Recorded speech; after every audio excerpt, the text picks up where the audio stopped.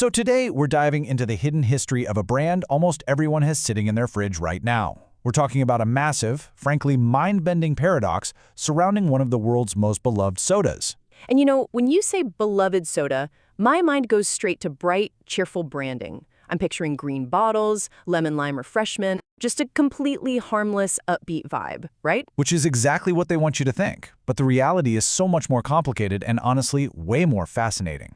Because we have to ask, what does a World War II substitute drink actually have to do with 90s hip-hop? I mean, absolutely nothing, right? On the surface, those are two completely different universes. Right, but they're deeply connected by this one wild corporate strategy. We're going to trace how our brand's modern, anti-establishment identity directly ties back to a 1940s wartime embargo.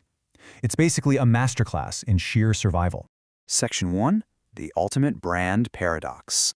So look at this slogan for a second. Don't believe advertising, trust yourself instead. That's such a bold, almost aggressive statement for a product to make.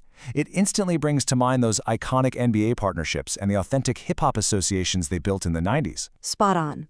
For the last 25 years, Sprite has essentially been telling audiences, hey, don't trust manufactured images. They built this massive reputation on being the authentic, transparent choice, the ultimate rebel in the soda aisle. But here is the ultimate paradox. This brand, built entirely on this idea of gritty authenticity, was actually born out of desperate corporate pragmatism in 1940s Germany. Wait, hold up. Are you telling me the roots of this anti-establishment, hip-hop adjacent soda trace back to a wartime embargo in Nazi Germany? That is actually stunning. It completely flips the script. It wasn't born out of some edgy ideology. It was born out of a business contract and a total, ruthless commitment to survival. Which brings us to Section 2, born from the leftovers. Okay, let's set the scene. It's 1940. Max Keith has been running Coca-Cola's German subsidiary for over a decade. His factories, fully operational. The workforce, ready to go. But there's one massive problem. American Coca-Cola syrup is entirely cut off by the U.S. trade embargo. Whatever tiny bit of syrup was left was strictly going to military hospitals. So he's sitting on this massive bottling infrastructure, but has literally zero of the actual main ingredient to bottle. Exactly. He had two choices, shut everything down and lose it all, or innovate. And he chose to innovate just to keep those bottling lines moving. So Keith gathers his team and tells them they need to use their imagination, which in German is Fantasie. Oh, wow, I see where this is going. So a salesman named Joe Kipp just immediately shouts, Fanta, and they coined the name right then and there. That's incredible. Just this sudden, improvised moment of pure desperation leading to one of the biggest brand names in history. Exactly. But while the name was super catchy, the actual product was definitely not what you'd expect today. The original formula was absolutely wild. Max Keith literally called it the leftovers of leftovers. We're talking whey from cheese production, apple pomace left over from pressing cider, and beet sugar. Okay, that is pure disgust mixed with pure fascination. A cheese and apple soda? That sounds absolutely terrible. Like, it tastes nothing like the bright orange drink we know today, right? Nothing at all. But, it was sweet, and most importantly, it was available.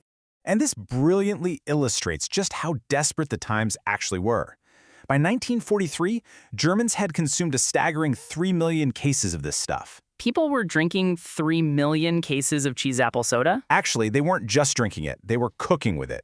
Sugar was heavily rationed, so German families were literally adding this Fanta to soups and stews just to sweeten up their meals. And here is the real kicker. When the war ended, Keith turned over all the profits and patents directly back to Coca-Cola headquarters in Atlanta. Instead of being punished, they promoted him to head all of Coca-Cola's European operations. Business historians still debate his legacy today, but the core business takeaway is pretty undeniable. The company prioritized brand survival over absolutely everything else. Let's move to Section 3, Becoming the Ghost. So let's fast forward past that 1940s creation of Fanta. In 1959, 14 years after the war, that exact same German subsidiary introduces a clear lemon-lime offshoot called Fanta Claret Citrona, or Clear Lemon. Okay, got it. So it starts in Germany again. Right. And by 1961, executives in Atlanta bring this clear German drink over to America for one very unromantic reason. They needed to fight 7-Up, which had been completely dominating the lemon-lime market for 30 years. But the really crucial point here is how they named it. Sprite literally means a spirit, a ghost, or a phantom. But they didn't just invent the name out of thin air. They actually took it from a retired, completely forgotten 1940s Coca-Cola elf mascot named Sprite Boy. Wait, seriously? So they name their brand new soda after a discarded elf mascot that used to hang out with Santa Claus in their old ads? That is exactly what happened. They quietly retired the elf in 1958, but they bet that people would still remember the catchy name. They essentially named the drink after a ghost. And honestly, for decades, it acted like a ghost. It had almost zero real identity. I mean, look at their old slogan. I like the Sprite in you. Friendly, safe, and completely forgettable. Completely forgettable. Throughout the 60s, 70s, and 80s, Sprite was just this perfectly ordinary brand. It was pitched as a clean, restrained drink for adults. You could watch a commercial and a minute later you'd struggle to remember what it was even selling. Zero personality. Section 4. Selling anti-advertising. But a brand with no personality can't survive forever. As cynical Generation X teenagers came of age in the 90s, Sprite had to adopt. Which leads us to this incredible 1994 slogan, "Image is nothing, thirst is everything. Obey your thirst." The irony there is just off the charts. You've got this massive, shape-shifting multinational corporation directly telling cynical teenagers not to trust advertising or image. It's brilliant on a psychological level, right? The commercials openly mocked the concept of advertising itself. It sounded like absolute marketing suicide, but it worked perfectly. This 1994 cultural pivot was massive. They started openly mocking competitors, like running these ads for a fake, cartoonish drink called Sun Fizz just to make fun of brands that were selling cartoons to kids. They partnered with the NBA Slam Dunk Contest. And those hip-hop partnerships, Grant Hill, Nas, A Tribe Called Quest, it wasn't just a backdrop either, it really became the language of the brand. Exactly. And physical transparency played a huge role here too. They emphasized a clean, caffeine-free taste. The transparency of the clear bottle perfectly matched the supposed honesty of their anti-advertising message. And the result? By 1998, they hit 1 billion unit cases in annual sales. They literally built a massive identity by claiming they didn't care about identity at all. And this exact strategy is why it still works today with their 2024 revival. Right. Framing it as a rebellion against influencers, beauty filters, and recommendation algorithms. I know athletes like Anthony Edwards and Sha'Carri Richardson have recently revived the exact same Obey Your Thirst campaign. Yes, Coca-Cola brought it back because the advertising industry spent the last 30 years inventing brand new ways to manipulate our attention, through social media feeds and filters. So the message, trust yourself, not the image, just works perfectly against modern digital curation. Section 5. The secret to survival. Now, while Sprite was busy figuring out its edgy identity in America, it was doing something completely different on the other side of the world. In 1978, Sprite became one of the very first Western soft drinks approved for sale in communist China. And they actually translated it phonetically to snowy green? Yes, shuibi. It sounded like a promise of refreshment on a hot day rather than some weird foreign import. They partnered with local world champion divers. They adapted so perfectly that it became an absolute local staple. Today, China is actually Sprite's largest market in the entire world. And that intense local loyalty led to the brand's biggest modern split.